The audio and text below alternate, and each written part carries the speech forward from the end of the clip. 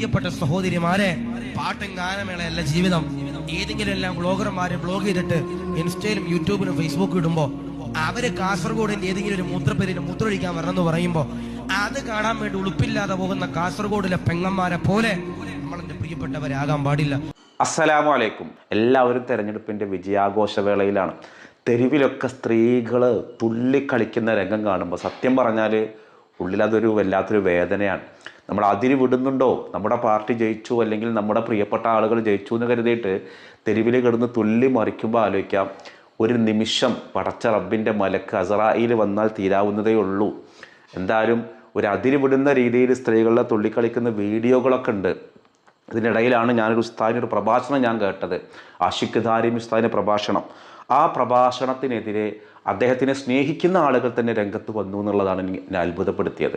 അതായത് അദ്ദേഹം പ്രസംഗിക്കുന്ന പ്രസംഗം ഈ കാസർഗോഡ് ഭാഗത്തൊരു പാട്ടുകാരൻ പാടാൻ വന്നതിന് കുറേ പർദ്ദയിട്ട സ്ത്രീകൾ ആ പർദ്ദയിട്ട കാസർഗോട്ടുകാരെ ചീത്ത പറഞ്ഞിട്ടില്ലെങ്കിൽ കാസർഗോട്ടുകാർ മോശമാണ് എന്നാണ് ഉസ്താദ് പറഞ്ഞു എന്നുള്ളതാണ് ആക്ഷേപമുള്ളത്. ഇതിൽ ആ വീഡിയോ ഒന്ന് കാണും. കഴിഞ്ഞ ദിവസം കാസർഗോഡ് ജില്ലയില് സുബ്ഹാനല്ലാഹ് ഒരു പാട്ടുകാരൻ, ആ പാട്ടുകാരന്റെ പാട്ട് കേൾക്കാൻ വേണ്ടി നാണമില്ലാത്ത ഉളുപ്പില്ലാത്ത കാസർഗോഡ് ജില്ലയിലെ സുബ്ഹാനല്ലാഹ് പർദ്ദ ധരിച്ച ഹിജാബ് ധരിച്ച എത്രയോ ഉമ്മമാര് ആ പാട്ട് കേൾക്കാൻ വേണ്ടി എന്റെ പ്രിയപ്പെട്ടവരെ പോയി. അപ്പോൾ കാസർഗോഡുള്ള പർദ്ദയിട്ട ഹിജാബിട്ട ഉമ്മമാരെ ഉളുപ്പില്ലാത്ത ഉമ്മമാർ എന്ന് വിളിച്ചു എന്ന് പറഞ്ഞിട്ട് ഈ ഉസ്താദിൻ്റെ വീഡിയോക്ക് താഴെ ഉസ്താദിനെ സ്നേഹിക്കുന്ന ആളുകൾ തന്നെ പറയുന്നുണ്ട്, നിങ്ങൾ ഈ പറഞ്ഞത് ശരിയല്ല. നിങ്ങൾ ഈ പറഞ്ഞത് കാസർഗോട്ടുകാരെ പേരെടുത്ത് വിളിച്ചിട്ട് അവിടെ കാസർഗോട്ടുകാരല്ലാത്ത ആളുകൾ വന്നിട്ടില്ലേ, പർദ്ദ ഇടാത്ത ആളുകൾ വന്നിട്ടില്ലേ, ആണുങ്ങൾ വന്നിട്ടില്ലേ? അപ്പോൾ പർദ്ദയിട്ട ഹിജാബിട്ട സ്ത്രീകളെ മാത്രം അധിക്ഷേപിക്കുക എന്ന് പറയുമ്പോൾ കാസർഗോഡ് പർദ്ദയും ഹിജാബിട്ട് നടക്കണ സാധാരണ അവിടെ വരാത്ത ഒരുപാട് ആളുകളില്ലേ? ഈ രീതിയിലൊക്കെയാണ് ഉസ്താദിൻ്റെ വിമർശനമുള്ളത്. ഒരു വിഭാഗം ആളുകൾ പറഞ്ഞ ഉസ്താദി പറഞ്ഞ ദീനാണ്, ഇങ്ങനെ നിങ്ങൾ പരസ്യമായിട്ട് ഈ ഒരു തമാടിത്തരത്തിനെതിരെ ചോദ്യം ചെയ്യണം, അതിനെ തുറന്നു പറയണം എന്ന് പറഞ്ഞ ഉസ്താദിനെ സപ്പോർട്ട് ചെയ്യുന്നുണ്ട്. ബാക്കി ഒന്ന് കേൾക്കൂ. പോലീസുകാര് ആ പർദ്ദയിട്ട സഹോദരിമാരെ തല്ലേണ്ട അവസ്ഥ. പോലീസുകാരനെ കണ്ടാല് ഒന്ന് ഷെയ്ക്കാൻ കൊടുക്കണം. കാരണം എന്താ, രണ്ടെണ്ണം കിട്ടേണ്ടത് നല്ലതാ. വീട്ടിലിരിക്കേണ്ടതിന് പകരം പാതിരാത്രിയില് എന്റെ പ്രിയപ്പെട്ടവരെ ദീനും ഇസ്ലാമും പറയാത്ത കാര്യങ്ങള്, റസൂലുള്ളയും മഹാന്മാരും പറയാത്ത കാര്യങ്ങള്, ഇമാമിങ്ങള് പറയാത്ത കാര്യങ്ങള്, മദ്ഹബില് പറയാത്ത കാര്യങ്ങള്, എന്റെ പ്രിയപ്പെട്ടവരെ പച്ച തോന്നിവാസം കാസർഗോഡിന്റെ പരിസരത്ത് രാത്രി എന്റെ പ്രിയപ്പെട്ടവരെ നടക്കുമ്പോ അല്ലാഹു കാത്തിരിക്കുമാറാവട്ടെ, ഈ മന്ദലിക്ക് അനുഗ്രഹിക്കുമാറാവട്ടെ. എന്റെ പ്രിയപ്പെട്ട സഹോദരിമാരോട് പറയാ, ഇൻസ്റ്റഗ്രാം അല്ല ജീവിതം, റീൽസ് അല്ല ജീവിതം. എന്റെ പ്രിയപ്പെട്ട സഹോദരിമാരെ, പാട്ടും ഗാനമേളയല്ല ജീവിതം. ഏതെങ്കിലും എല്ലാം ബ്ലോഗർമാരെ ബ്ലോഗ് ചെയ്തിട്ട് ഇൻസ്റ്റയിലും യൂട്യൂബിലും ഫേസ്ബുക്കും ഇടുമ്പോ അവര് കാസർഗോഡിന്റെ ഏതെങ്കിലും ഒരു മൂത്രപ്പേരിന് മൂത്രമൊഴിക്കാൻ വരണമെന്ന് പറയുമ്പോ അത് കാണാൻ വേണ്ടി ഉളുപ്പില്ലാതെ പോകുന്ന കാസർഗോഡിലെ പെങ്ങന്മാരെ പോലെ നമ്മളെന്റെ. അപ്പോൾ കാസർഗോഡ് ആരെങ്കിലും മൂത്രമൊഴിക്കാൻ വരുന്നു എന്ന് പറയുമ്പോൾ അങ്ങനെയൊക്കെ ഈ ഉസ്താദ് പറഞ്ഞതിനോടാണ് ഒരുപാട് ആളുകൾ വിയോജിക്കുന്നത്. എന്നാൽ അതിൻ്റെ 10 മടങ്ങ് ആളുകൾ യോജിക്കുന്നുണ്ട് കേട്ടോ. പ്രിയപ്പെട്ടവരാകാൻ പാടില്ല. അല്ലാഹുവേ, അതുപോലുള്ള സഹോദരിമാരെ തൊട്ട് ഞങ്ങളെ നീ കാത്തിരിക്കണം റഹ്മാനെ. നാണം തോന്നുന്നില്ല തോന്നെ, പർദ്ദ ഇട്ടിട്ടല്ലേ ഇത് കാണാൻ പോണേ, ഹിജാബ് ധരിച്ചിട്ടല്ലേ കാണാൻ പോണേ. ഇപ്പൊ മലബാറൊക്കെ ഇത് സ്വാഭാവികമാണ്, പർദ്ദ ധരിച്ചിട്ട് സിനിമ കാണാൻ പോകുന്നുണ്ട്, പർദ്ദ ധരിച്ചിട്ട് സിനിമ കാണാൻ പോകുന്നുണ്ട്, ഹിജാബ് ധരിച്ചിട്ട് ബുർക്ക ധരിച്ചിട്ട് ബേക്കൽ വെസ്റ്റിന് പോയിട്ട് എല്ലാവിധ തമ്മാടിത്തരങ്ങളും കാണിക്കണ എത്രയോ പെങ്ങന്മാരുണ്ട്. അല്ലാഹു കാത്തിരിക്കുമാറാവട്ടെ, ഈമാൻ നൽകുമാറാവട്ടെ. അപ്പോൾ ഈ ഉസ്താദിൻ്റെ പ്രഭാഷണത്തോട് നിങ്ങൾ കാസർഗോട്ടുകാർ ഈ വീഡിയോ കാണുന്നുണ്ടോ, ഉസ്താദ് ഈ പറഞ്ഞ കാര്യത്തിനോട് നിങ്ങൾ യോജിക്കുന്നുണ്ടോ എന്നുള്ളതാണ്. ഒരു വിഭാഗം ആളുകൾ ഉസ്താദ് ഇങ്ങനെ കാസർഗോട്ടുകാരെ എന്ന് പ്രത്യേകം പറഞ്ഞ് അവിടെയുള്ള ആളുകളെ കുറ്റപ്പെടുത്തി എന്ന് പറഞ്ഞ് വിമർശിച്ച് രംഗത്ത് വരുന്നുണ്ട്. ഉസ്താദുമാരെന്ന് പറഞ്ഞാൽ പൊതുരംഗത്ത് കാണുന്ന എന്തെങ്കിലും തമ്മാടിത്തരങ്ങൾ കാണുമ്പോൾ അതിനെതിരെ പ്രവർത്തനം നടത്തുന്ന ഉസ്താദുമാരുടെ ഡ്യൂട്ടിയാണ്. കാസർഗോട്ടുകാരെ പ്രത്യേകം എടുത്തു പറഞ്ഞു എന്നുള്ളത് ഉസ്താദിനെ സ്നേഹിക്കുന്ന ആളുകൾ തന്നെ തിരുത്തുന്നുണ്ട്. എന്തായാലും ഈ ഒരു പ്രഭാഷണം നിങ്ങൾ കേട്ടിട്ടുണ്ടാവും. കാസർഗോഡ് വന്ന ഒരു പാട്ടുകാരൻ്റെ പാട്ട് കേൾക്കാൻ വന്ന വിഷയമാണ് ഉസ്താദ് പറയുന്നത്. ഒരു ധാർമ്മികത നമ്മൾ സൂക്ഷിക്കണം, അത് പറയാനാണ് പണ്ഡിതന്മാരൊക്കെ ഉള്ളത്. അതിൽ നമ്മളവരെ കുറ്റപ്പെടുത്തിയിട്ട് കാര്യമില്ല. അപ്പോൾ എന്തായാലും കാസർഗോട്ടുകാർ ഉസ്താദ് മോശമാക്കിയതൊന്നാവില്ല. ഏതായാലും ഈ ഒരു പ്രസംഗം കേട്ടിട്ട് നിങ്ങൾക്ക് എന്താണ് തോന്നിയിട്ടുള്ളത്? ഇത് ഉസ്താദ് പറഞ്ഞത് ശരിയാണോ അല്ലയോ? അങ്ങനെ ഉസ്താദുമാരാരും ഏതെങ്കിലും പ്രദേശത്തുകാരെ മോശമാക്കുന്നവരായിട്ട് എനിക്ക് തോന്നിയിട്ടില്ല. ആഷിഖ് ദാരിമി നല്ലൊരു പ്രഭാഷകനാണ്, വളർന്നു വരുന്നൊരു നല്ല പ്രഭാഷകനാണ്.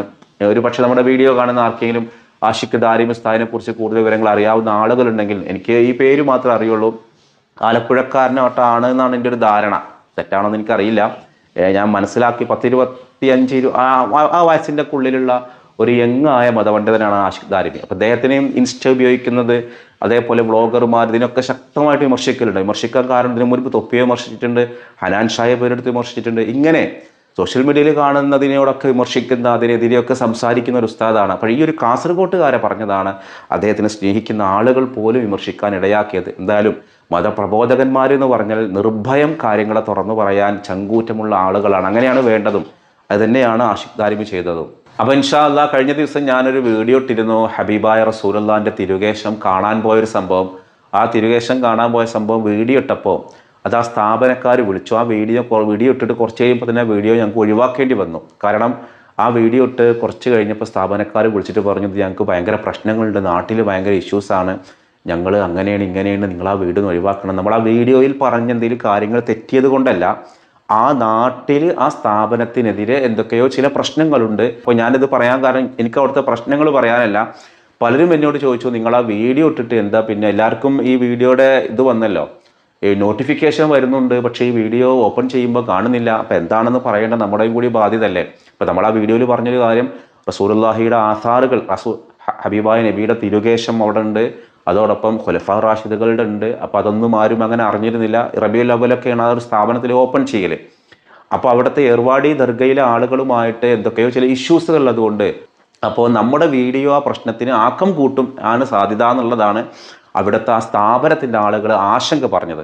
അപ്പോൾ ഞാൻ പറഞ്ഞു, എൻ്റെ വീഡിയോ കാരണം നിങ്ങൾക്ക് അവിടെ ഒരു പ്രശ്നങ്ങളൊന്നും വേണ്ട, നമുക്ക് ആ വീഡിയോ ഒഴിവാക്കാം, എന്താ പ്രശ്നം, അങ്ങനെ. അപ്പോൾ അവർ പറഞ്ഞു അതുതന്നെയാണ് ഞങ്ങളും പറയാൻ ആഗ്രഹിച്ചത്. അങ്ങനെയാണ് ആ വീഡിയോ ഒഴിവാക്കിയത്. അപ്പോൾ ഒരുപാട് പേര് ഇന്നലെ ചോദിച്ചു, നോട്ടിഫിക്കേഷൻ വന്ന വീഡിയോ വന്നില്ലല്ലോ, അത് എന്തുകൊണ്ടാണ് പോയെന്നുള്ളത്. പോയത് ഇത്രയാണ്, നമ്മൾ ആ വീഡിയോ ഇട്ടപ്പോൾ സ്ഥാപനക്കാർക്ക് അത് പിന്നീട് ഒരു വിഷമമാവണ്ട, ആ പ്രദേശത്ത് നാട്ടുകാർക്ക് ഇഷ്യൂ ആവണ്ട എന്ന് കരുതിയിട്ടാണ് ആ വീഡിയോ ഒഴിവാക്കിയത്. പലരും ചോദിച്ചത് കൊണ്ടാണ് ഇത് പറഞ്ഞത്. അപ്പോൾ ഈ തെരഞ്ഞെടുപ്പിൻ്റെ ആഘോഷങ്ങളൊക്കെ നമ്മൾ പങ്കെടുക്കുന്ന ആൾ, പ്രത്യേകിച്ച് സ്ത്രീകളൊക്കെ തെരുവിൽ തുള്ളിച്ചാടിയിട്ട് ഭയങ്കരമായിട്ടുള്ള നൃത്തങ്ങളും ഒക്കെ ആവുന്നത് ശരിയാണോ? അതൊക്കെ നമ്മളൊരു സംയമനം പാലിക്കണം, നല്ലതാണ്. ആഹ്ലാദങ്ങളൊക്കെ ഉണ്ടാവും, പക്ഷെ ആഹ്ലാദങ്ങളൊക്കെ അതിര് കടക്കാതെ നോക്കുക. കഴിഞ്ഞ ദിവസം ഒരാൾ മരണപ്പെട്ടപ്പോൾ ആ മരണപ്പെട്ട സ്ഥലത്തു നിന്ന് ആഘോഷങ്ങൾ നിർത്തിവെക്കാൻ പോലും വിജയിച്ച പാർട്ടി തയ്യാറായില്ല എന്നുള്ളതാണ്. അതായത് അതേ വിജയിച്ച പാർട്ടിക്ക് വോട്ട് ചെയ്ത ആൾ തന്നെയാണ് പെട്ടെന്ന് മരണപ്പെട്ടത്. ആ മരണപ്പെട്ട വീട്ടിൻ്റെ മുൻപിൽ എത്തിയിട്ട് വിജയാഹ്ലാദങ്ങൾക്ക് തൽക്കാലം ഒന്ന് മാറ്റി വെച്ച് കുറച്ച് സമയം ഒന്ന് മാറ്റി വെക്കാനുള്ളൊരു സന്മനസ് പോലും ഉണ്ടായില്ല. കഴിഞ്ഞ ഒരു പള്ളിക്ക് മുൻപിലൊക്കെ DJ പാർട്ടി വെച്ച് നിസ്കരിക്കുന്ന സമയത്ത് DJ വെച്ചിട്ട് ഇങ്ങനെ കിടന്ന് ശബ്ദ മലിനീകരണം ഉണ്ടാക്കുക. അപ്പോൾ വിജയാഹ്ലാദം എന്നുള്ളത് നമുക്ക് നമ്മുടെ പാർട്ടി പരം നമ്മൾ ആ വെക്കുന്നൊരു ധാർമ്മികത നമ്മൾ സൂക്ഷിക്കണം. അത് പറയാനാണ് പണ്ഡിതന്മാരൊക്കെ ഉള്ളത്. ഞാൻ എന്ന് ചോദിക്കുന്നൊരു ചോദ്യം, ഒരു പ്രവാചകന്റെ പിതാവ് വിഗ്രഹങ്ങളെ നിർമ്മിക്കുന്ന ഒരാളായിരുന്നു. ഏത് പ്രവാചകന്റെ പിതാവാണ് ഇങ്ങനെ വിഗ്രഹങ്ങളെ, ശില്പങ്ങളെ നിർമ്മിക്കുന്ന ഒരാളായിട്ടുണ്ടായിരുന്നത്? ഒരു ദിവസം ഈ പ്രവാചകൻ വന്നിട്ട് ആ വിഗ്രഹങ്ങളൊക്കെ തച്ചുടച്ചിട്ട് ആ വിഗ്രഹത്തിൻ്റെ വലിയ വിഗ്രഹത്തിൻ്റെ കഴുത്തിൽ എന്ത് ചെയ്തു, ഒരു മഴു തൂക്കിയിട്ടു. അപ്പോൾ ജനങ്ങളൊക്കെ ഓടി വന്നിട്ട് പറഞ്ഞു, ഇതാ ഈ വിഗ്രഹങ്ങളൊക്കെ കണ്ടില്ലേ, മറ്റു ചെറുവിഗ്രഹങ്ങളൊക്കെ തകർന്നു, വലിയ വിഗ്രഹം മാത്രമാണ് ബാക്കിയുള്ളത്. അപ്പോൾ ഈ ഒരു ആൾ പറഞ്ഞത്ര എന്ത്, അതൊരു പക്ഷേ വലിയ വിഗ്രഹമായിരിക്കും എല്ലാവരെയും തകർത്തിട്ടുണ്ടാവുക, കാരണം കഴുത്തിൽ കണ്ടില്ലേ മഴ. അപ്പോൾ ആളുകൾ പറഞ്ഞു, ആ വിഗ്രഹത്തിന് അതിന് ജീവനില്ലല്ലോ, അനങ്ങാനോ അല്ലെങ്കിൽ ഒന്ന് തിരിയാനോ കഴിയില്ലല്ലോ. അപ്പോൾ ഈ യുവാവ് പറഞ്ഞു, കണ്ടില്ലേ, അനങ്ങാനോ തിരിയാനോ കഴിയാത്ത വെറും ഒരു കൽവിഗ്രഹങ്ങളെ നിങ്ങൾ എന്തിനു ആരാധിക്കുന്നു എന്ന് ഒരു ബുദ്ധിപരമായ ചോദ്യമുണ്ടാക്കി സമുദായത്തിൽ ഒരു പുതിയ ഉണർവുണ്ടാക്കിയ ഒരാളായിരുന്നു ഈ പ്രവാചകൻ. ഈ പ്രവാചകൻ ഒരു തീക്കുണ്ടാരത്തിൽ എറിയപ്പെടുകയും പിന്നീട് അത്ഭുതകരമായിട്ട് ആ തീക്കുണ്ടാരത്തിൽ നിന്ന് അതൊരു എന്താ പറയുക, അതൊരു കൂളായിട്ടുള്ളൊരു ആ തീയുടെ സ്വഭാവം എന്ന് പറഞ്ഞാൽ കത്തലാണ്, ചൂടാണ്, നൂറാണ്, എന്താ പറയുക നാറാണ്. അത് മാറിയിട്ട് ആ തീക്ക് നൂറെന്നുള്ള പ്രകാശത്തിൻ്റെ വെളിച്ചത്തിൻ്റെ ഒരു അവസ്ഥ ഉണ്ടാവുകയൊക്കെ ചെയ്ത അത്ഭുതങ്ങൾ നിറഞ്ഞ ഒരു പ്രവാചകൻ്റെ പിതാവാണ് ഇങ്ങനെ വിഗ്രഹങ്ങൾ ഉണ്ടാക്കിയത്. ഇത്രയും ക്ലൂ ഞാൻ പറഞ്ഞതിൽ നിന്ന് ആരാണ് ആ പ്രവാചകൻ എന്നുള്ളത് നിങ്ങൾക്ക് മനസ്സിലായിട്ടുണ്ടോ? ആ പ്രവാചകൻ്റെ പേരാണ്, നമ്മളെല്ലാ നമസ്കാരത്തിലും ആ പ്രവാചകൻ്റെ പേരിൽ നമ്മൾ സ്വലാത്ത് ചൊല്ലലുണ്ട്. ഞാൻ ഇങ്ങനെയൊക്കെ ഞാൻ പറയാൻ കാരണം ഇപ്പം നിങ്ങൾ ഇതൊക്കെ ഞാൻ ക്ലൂ ആയിട്ട് പറയണതല്ല. ആ പ്രവാചകൻ്റെ മദ്ഹുകൾ നമ്മൾ പറയാന്നുള്ളത് അതൊരു വലിയ സന്തോഷമുള്ളൊരു കാര്യമാണ്. അത് പടച്ച റബ്ബിൻ്റേത് പ്രതിഫലം കിട്ടുന്ന ഒരു കാര്യമാണ്.